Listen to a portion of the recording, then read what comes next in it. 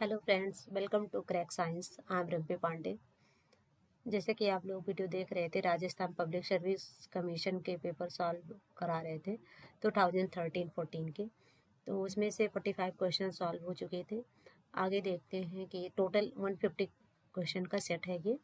50 question इस video में solve करेंगे, 50 क्वेश्चन अगेन थर्ड पार्ट में कवर करेंगे। चलिए देखते हैं क्या है। 45 नंबर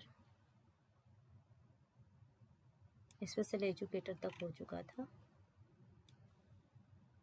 नेक्स्ट क्वेश्चन है 46 नंबर। Development is influenced by. विकास प्रभावित होता है। विकास किसके द्वारा प्रभावित होता है? हेरिडिटी के द्वारा, इन्वायरमेंट के द्वारा। Heredity and environment both, neither heredity nor environment. वंशानुक्रम से होता है या वातावरण से होता है, या वंशानुक्रम और वातावरण दोनों से होता है। ना वंशानुक्रम से होता है ना वातावरण से होता है। विकास जो हमारा प्रभावित होता है दोनों से होता है। हेरिडिटी से भी होता है, हेरिडिटी से भी होता है, एनवायरनमेंट से भी होता है। 50% आपका हेरिडिटी से होता है, 50% एनवायरनमेंट का होता है। Next 47 number. Braille script is use to educate. Braille लिपि का उपयोग शिक्षा में होता है। किसके लिए होता है? डेफ एंड डम्ब चिल्ड्रन के लिए, ब्लाइंड चिल्ड्रन के लिए, या लर्निंग डिसेबल्ड चिल्ड्रन के लिए, या चिल्ड्रन विथ लो इंटेलिजेंस के लिए। मूक व बीघर बालक, दृष्ट बाधित बालक, या अधिगम अशक्त बालक, या मंदबुद्धि बालक। तो ये जो ब्रेल लिपि जो यूज होता है वो होता है दृष्ट बाधित बालक के लिए, ब्लाइंड चिल्ड्रन के लिए होता है। Second option is right answer. 48 number. The dot dot period is the time of empty nest. खाली घोंसलों का समय की अवस्था को कहते हैं। किस अवस्था को कहते हैं? एडोलसेंट किशोरावस्था को, मिडिल एज मध्यावस्था को, लेट चाइल्डहुड उत्तर बाल्यावस्था को, ओल्ड एज वृद्धावस्था को। तो टाइम ऑफ एम्प्टी नेस्ट जो बोलते हैं वो बोलते हैं ओल्ड एज को, खाली घोंसलों का समय बोलते हैं। नेक्स्ट है 49 number question. The concept of development was given by. विकासात्मक कार्य का प्रत्यय दिया था। किसने दिया था विकासात्मक कार्य? हर्लॉक ने दिया है, जेसने ने दिया है, हैविगस्ट ने दिया है, या पावलोव ने दिया है? दिया है इसको हैविगस्ट ने दिया है। Next cephalocaudal development means development from. मस्तकाधोमुखी विकास का डॉट डॉट विकास से होता है। किस विकास से होता है? जनरल टू स्पेसिफिक, या specific to general, head to foot, general central body to extremities. विशिष्ट से सामान्य की ओर, सामान्य से विशिष्ट की ओर, सिर से पैरों की ओर, केंद्रीय भाग से दूरी की ओर। जो सिफेलोकैडुअल जो डेवलपमेंट होता है वो होता है हेड टू टो। प्रॉक्सिमोडिस्टल जो डेवलपमेंट होता है वो सेंट्रल बॉडी टू एक्सट्रीमिटीज होता है, केंद्र से दूर की भागों की ओर होता है। नेक्स्ट है at the time of birth new born baby average height is. नवजात शिशु के जन्म के समय औसत ऊंचाई होती है। कितनी होती है औसत ऊंचाई? 17 से 21 इंच, 19 से 24 इंच, 11 से 17 इंच, 27 से 29 इंच। न्यू बॉर्न बेबी की जो एवरेज हाइट होती है नवजात शिशु की होती है 19 to 24। वैसे होता है 18 से 21, तो ये इसी के बीच में आ रहा है, तो 19 से 24 इंच। नेक्स्ट है the period of storm and stress. तूफान और तनाव का काल किसे कहते हैं? इन्फेंसी शैशवावस्था को, अर्ली चाइल्डहुड प्रौढ़ बाल्यावस्था को, एडोलसेंट किशोरावस्था को, एडल्टहुड युवावस्था को। तूफानों की अवस्था या तूफान और तवानाव की अवस्था किसको बोलते हैं? किशोरावस्था को, एडोलसेंट एज को बोलते हैं। नेक्स्ट है 53 number. Ability to adept one behaviour according to the other is the result of. दूसरों के अनुसार स्वयं के व्यवहार को ढालने की क्षमता आती है। क्वेश्चन फिर से सुनिएगा। दूसरों के अनुसार स्वयं के व्यवहार को ढालने की क्षमता आती है। किसमें आती है? ऑप्शन में सोशल डेवलपमेंट सामाजिक विकास से, मोटर डेवलपमेंट गत्यात्मक विकास से, या भावनात्मक विकास है इमोशनल डेवलपमेंट, या कॉग्निटिव डेवलपमेंट बौद्धिक विकास। दूसरों के अनुसार स्वयं को व्यवहार ढालने की क्षमता आती है सोशल डेवलपमेंट से। जो सामाजिक विकास होता है, जब हम लोग एक दूसरे से मिलते हैं, देखते हैं, तो उसी के अनुसार उस पर्सनालिटी को चेंज करने के कहते हैं। जैसे मान लेते हैं हम किसी को अपना आइडल, किसी हीरो को या किसी पर्सन को, अपने फादर को भी हम किसी को आइडल मान लेते हैं, उसी के अनुसार अपनी चीज़ों को क्या करते हैं, अपने व्यवहार में चेंजेस ला कि मुझे इनके जैसे बनना है। ये चीज़ आपके गत्यात्मक या इमोशनल कॉग्निटिव डेवलपमेंट में नहीं होता है। कौन सा चल रहा था, कौन सा क्वेश्चन नंबर हो गया था 53। अब 54 question. Life span development begins and ends with. जीवन चक्र विकास शुरू एवं समाप्त होता है। लाइफ स्पैन जो होता है बर्थ या डेथ, जन्म मृत्यु से, कंसेप्शन टू ओल्ड एज, गर्भाधारण टू वृद्धावस्था, इन्फेंसी टू ओल्ड एज, शैशवावस्था या वृद्धावस्था, कंसेप्शन टू डेथ, गर्भाधारण से मृत्यु तक। तो जो लाइफ स्पैन डेवलपमेंट मतलब जीवन की शुरुआत जो होती है, शुरुआत से जो एंड होता है, जीवन चक्र जो चलता है शुरू से समाप्त तक, तो वो गर्भाधारण टू मृत्यु, कंसेप्शन टू डेथ की हो जाता है, गर्भाधारण से मृत्यु की ओर। नेक्स्ट है disable 55 number question. Disability in reading is called. पढ़ने की अयोग्यता को कहते हैं हीमोफेलिया, डायलेक्सिया, अफेजिया या डिस्ग्राफिया। हीमोफीलिया मीन्स, वैसे इसका ऑप्शन है डिसलेक्सिया। डिसलेक्सिया में क्या होता है, मुझे पढ़ने की दिक्कत होती है। डिस्ग्राफिया में जो होता है लिखने की दिक्कत है। ग्राफ मीन्स लिखना, जैसे चार्ट बनाना, एक तरह ग्राफ ऐसे याद रख रहे, ग्राफ मीन्स चार्ट बनाना या ग्राफ बनाना, तो ये ग्राफिया मीन्स लिखने की दिक्कत होती है। अफेजिया में होता है कम्युनिकेट करने की दिक्कत होता है, जैसे कोई कम्युनिकेट मतलब संप्रेषण, एक दूसरे से बात करने में दिक्कत होने लगती है, ये एक प्रॉब्लम होती है। जैसे मेल जो होता है फीमेल से बात करने में ज़्यादा दिक्कत होती है, उसको बोलते हैं अफेजिया। जनरली देखा जाता है, ऐसा है नहीं है, लेकिन जो जिनको डिसऑर्डर ये होता है उनको होता है। हीमोफीलिया में क्या होता है, ब्लड क्लॉट नहीं होता है, इसको बोलते हैं haemophilia. Next, the system 56 number, the system of education that is sometimes called the residence of organized learning outside the formal system is called। शिक्षा का तंत्र जिसे कभी औपचारिक तंत्र के बाहर संगठित अधिगम का अवशेष कहते हैं। शिक्षा का तंत्र जिसे कभी औपचारिक तंत्र के बाहर संगठित अधिगम के अवशेष को कहते हैं एडल्ट एजुकेशन, प्रौढ़ शिक्षा, एडल्ट कंटिन्यूइंग एजुकेशन, प्रौढ़ सतत शिक्षा, या नॉन फॉर्मल एजुकेशन, गैर औपचारिक शिक्षा, या कंटिन्यूइंग एजुकेशन, सतत शिक्षा।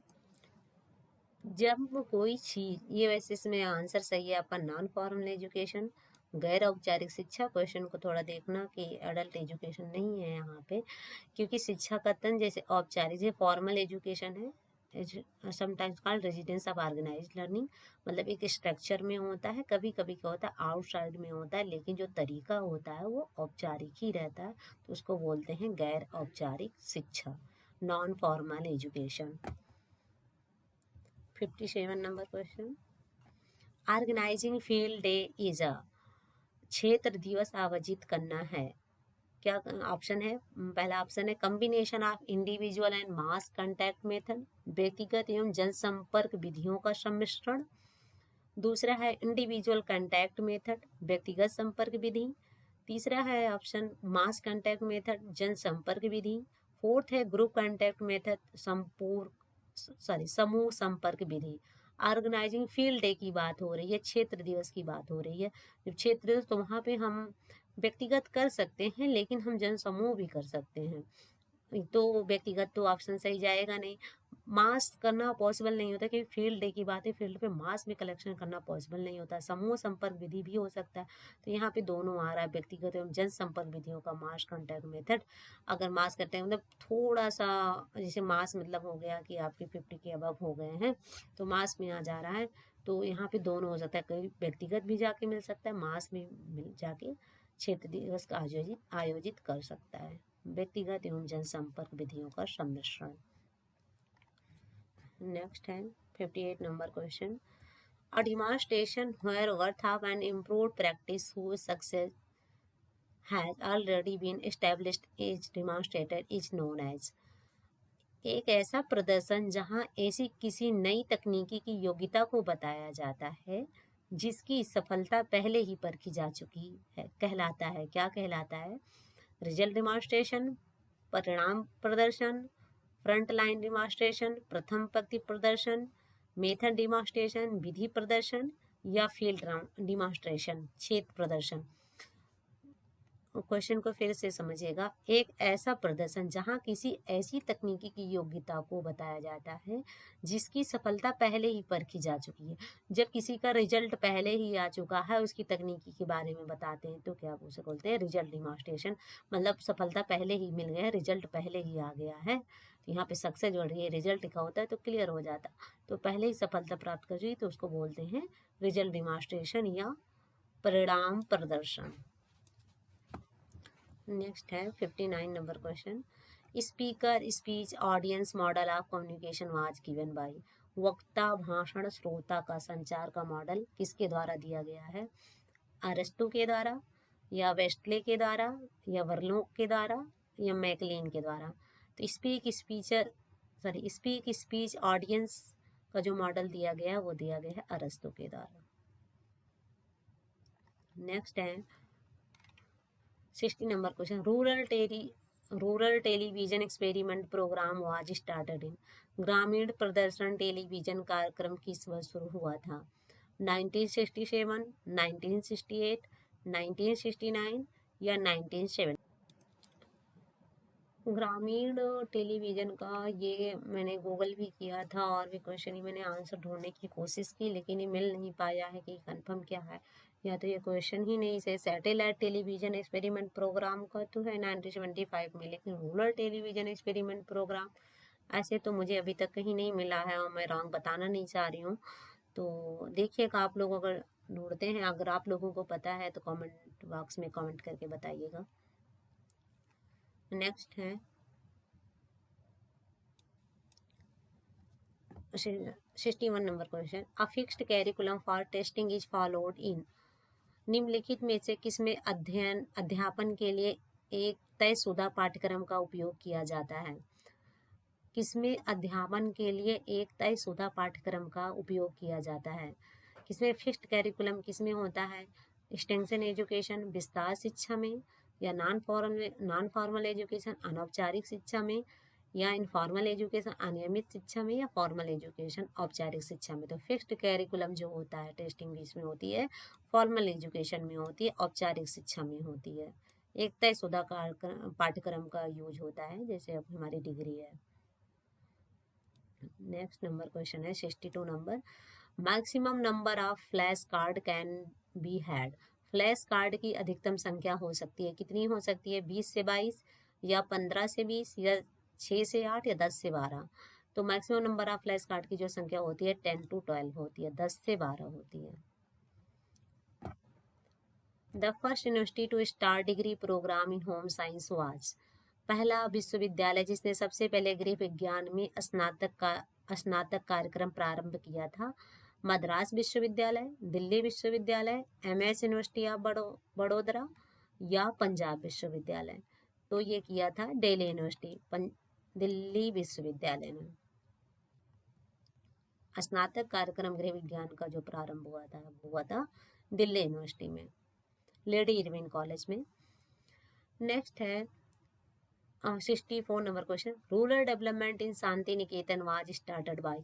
श्री निकेतन में ग्रामीण विकास किसके द्वारा शुरू किया गया था?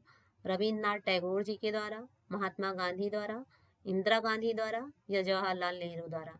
तो रूरल डेवलपमेंट शांति निकेतन जो हुआ था और ग्रामीण विकास के द्वारा शुरू हुआ था, किसके द्वारा? श्री निकेतन, रविन्द्रनाथ टैगोर जी के द्वारा।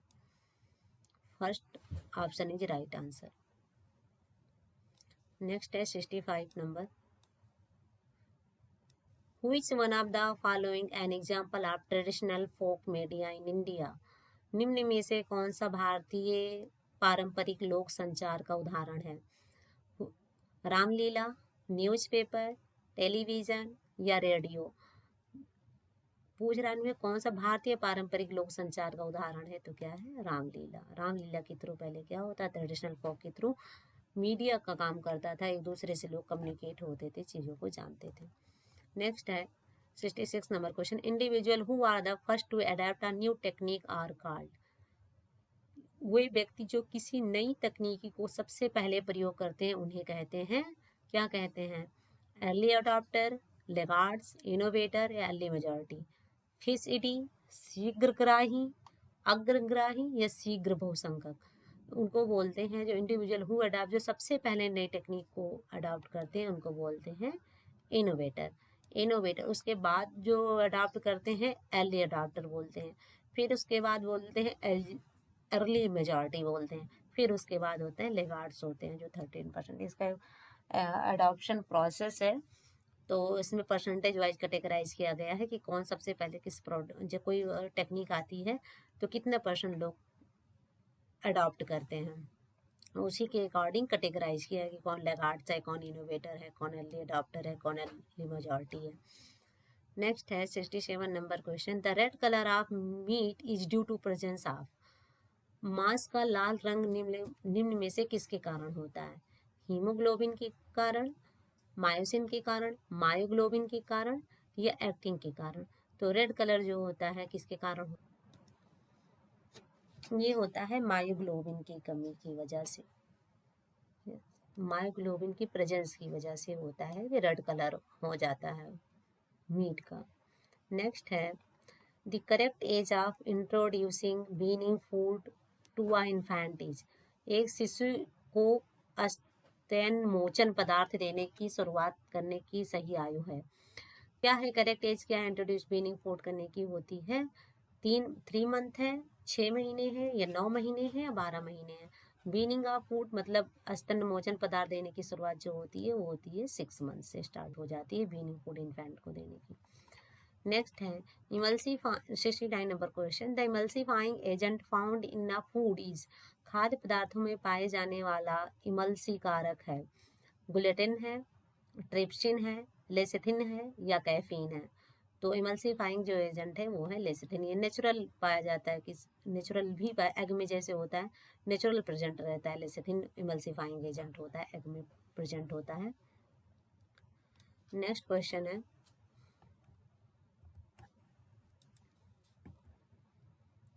70 नंबर क्वेश्चन है, iso electric point of milk is. दूध का आइसो इलेक्ट्रिक बिंदु है कितना है? 6.6, 5.6, 4.6, 5.2। ये होता है 4.6 iso electric point of milk. याद कर लीजिए, रट लीजिए, क्वेश्चन कई बार कई एग्जाम में मैंने देखा ये रिपीट हुआ है। तो 4.6 होता है आइसो इलेक्ट्रिक मिल्क का पॉइंट। नेक्स्ट है question 71 point, anaemia caused by vitamin B12 deficiency is. Vitamin B12 की कमी से होने वाली रक्तहीनता कहलाती है, क्या कहलाती है? Megaloblastic anaemia, pernicious anaemia, sickle cells या माइक्रोसिस्टिक एनीमिया। एनीमिया B12 जो काज होता है वो होता है परनीसियस एनीमिया भी बोलते हैं, जब विटामिन B12 की कमी से होता है। माइक्रोसिस्टिक जो होता है आयरन की कमी से होता है। सिकल सेल भी आयरन की कमी से हो जाता है। मेगेलोब्लास्टिक एनीमिया जो होता है फोलिक एसिड से होता है। नेक्स्ट है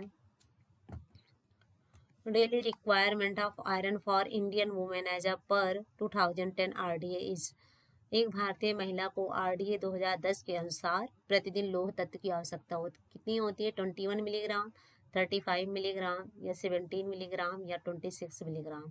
तो आयरन की जो डेली रिक्वायरमेंट होती है 35 मिलीग्राम। 2010, अब 2020 RDA आप लोग याद करिएगा। नेक्स्ट है 73 number, absorption of carotene requires following nutrient in the diet. Carotene के अवशोषण के लिए भोजन में निम्न पोषक तत्व आवश्यक हैं, fat, protein, carbohydrate, vitamin D. Carotene की एब्जॉर्प्शन के लिए, विटामिन ए की एब्जॉर्प्शन के लिए किस चीज़ की आवश्यकता होती है? वो होती है फैट की, क्योंकि जो होता है विटामिन ए क्या होता है हमारा, विटामिन जो होता है फैट सॉल्युबल विटामिन है। तो इसलिए जब इसके एब्जॉर्प्शन के लिए आवश्यकता होती है, किसकी आवश्यकता होती है? फैट की आवश्यकता होती है। नेक्स्ट है वसा की आवश्यकता होती है। नेक्स्ट है 74 नंबर क्वेश्चन, which of these is good cholesterol fraction. निम्न में से कौन सा एक उत्तम कोलेस्ट्रॉल का अंश है। लो डेंसिटी लाइपोप्रोटीन, LDLC बोलते हैं, कम density lipoprotein, very low density lipoprotein, high density lipoprotein या triglyceride. Which are good cholesterol fraction कौन सा होता है आपका, ये है हाई डेंसिटी लाइपोप्रोटीन, उच्च डेंसिटी लाइपोप्रोटीन, HDL बोलते हैं ना, HDL गुड कोलेस्ट्रॉल होता है। नेक्स्ट LDL जो होता है bad cholesterol, LDL is known as bad cholesterol, HDL is known as good cholesterol. Next है arrange the following foods in ascending order of their iron content. निम्नलिखित में से खाद्य पदार्थों के उनके लौ की मात्रा के अनुसार बढ़ते क्रम में व्यवस्थित करें।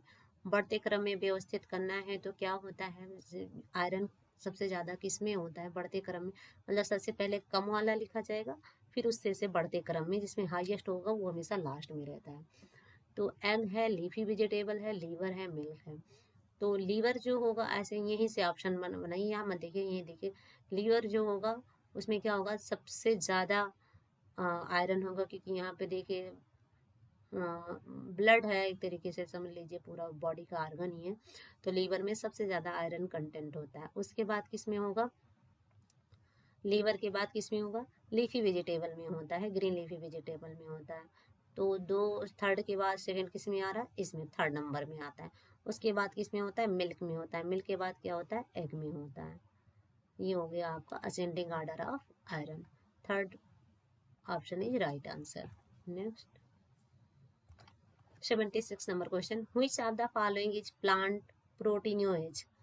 निम्नलिखित में से कौन सा वनस्पति प्रोटीनेज है, कौन सा है वनस्पति प्रोटीनेज, पेप्सिन है, ट्रिप्सिन है, यूरेज है या पेपेन है।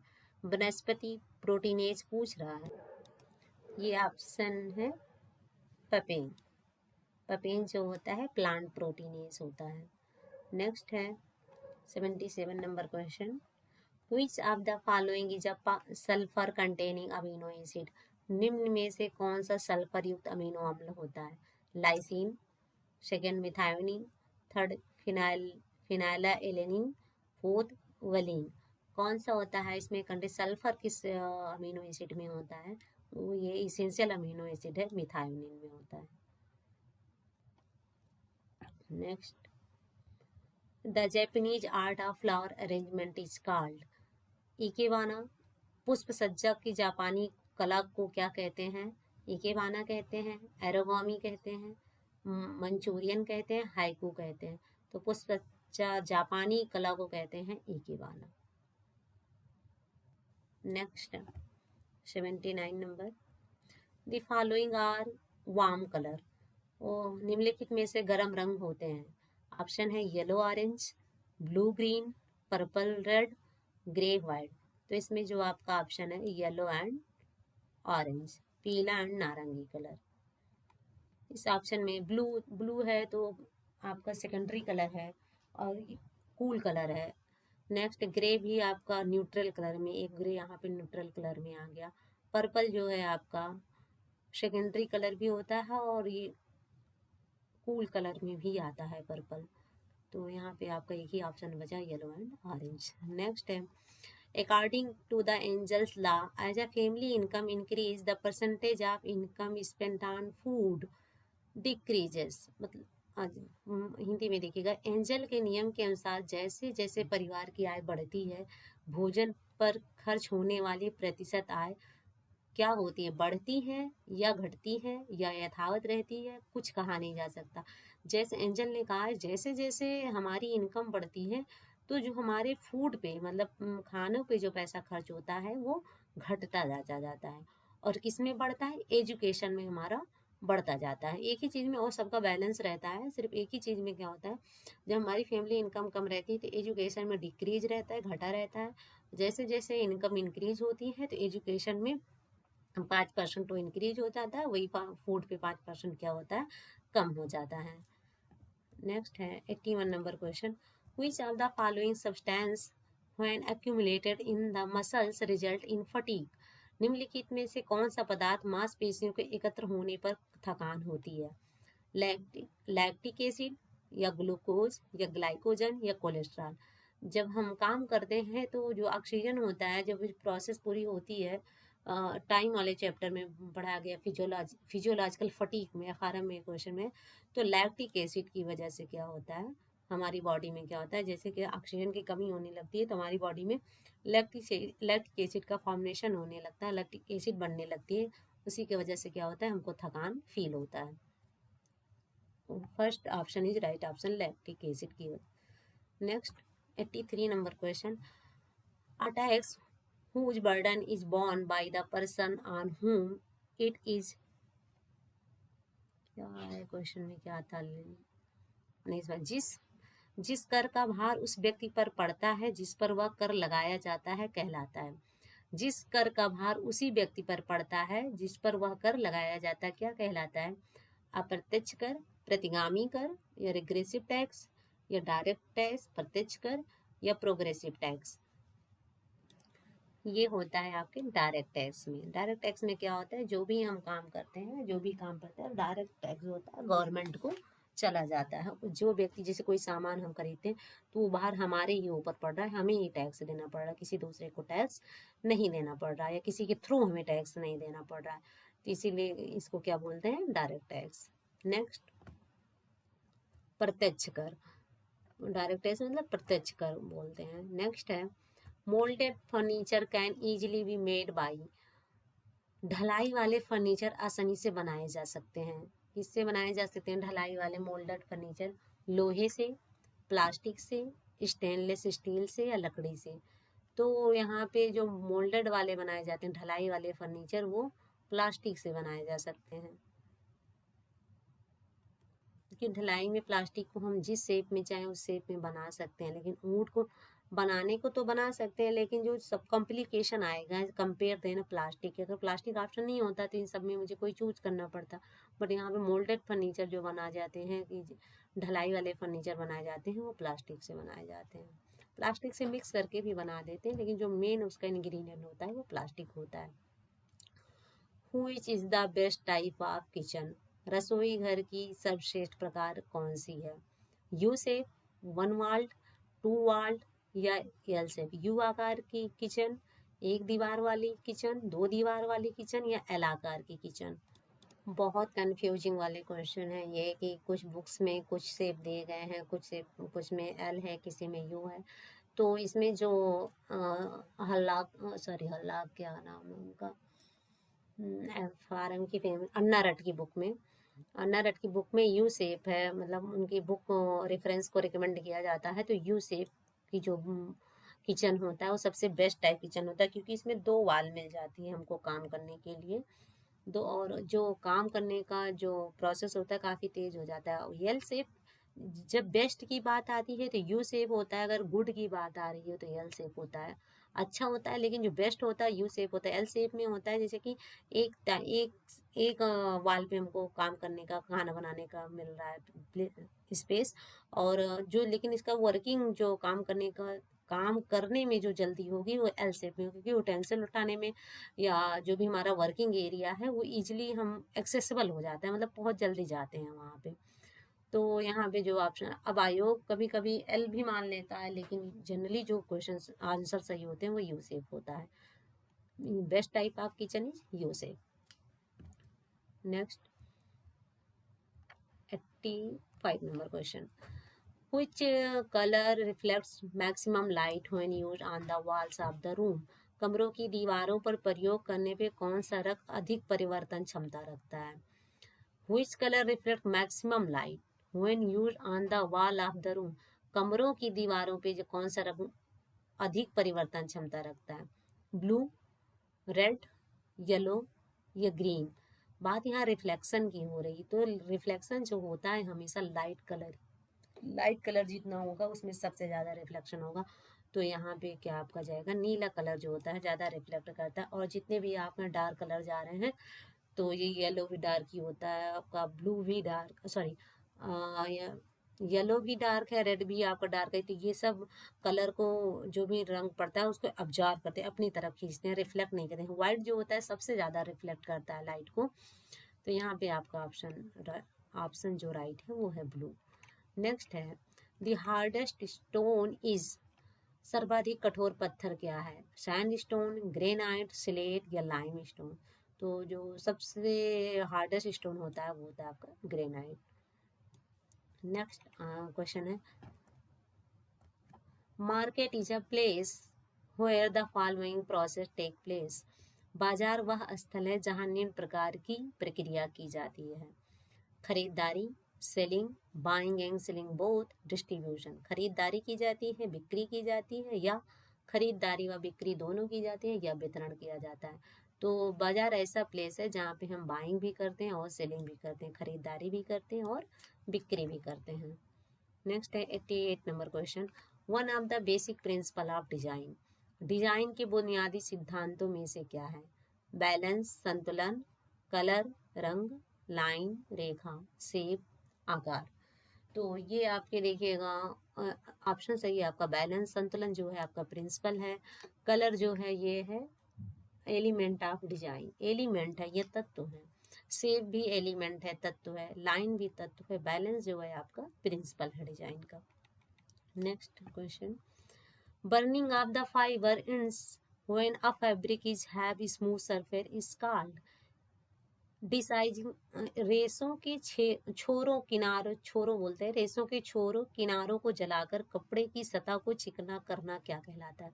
जब हम छोटे छोटे रेसे निकल आते हैं या छोरों को, रेसे टुकड़े क्या रोए बोलते हैं, तो उनको जला के उनकी सतह को चिकना किया जाता है, तो उनको क्या बोलते हैं? डिसाइजिंग, सीजिंग, सीजिंग, ब्लीचिंग या स्काउरिंग? तो उसे बोलते हैं सेजिंग। जब कपड़ों के ऊपर को बंद करके इंड्स को, छोटे छोटे फाइबर के इंड्स को जलाते हैं, चिकना करते हैं, उसको बोलते हैं सीजनिंग।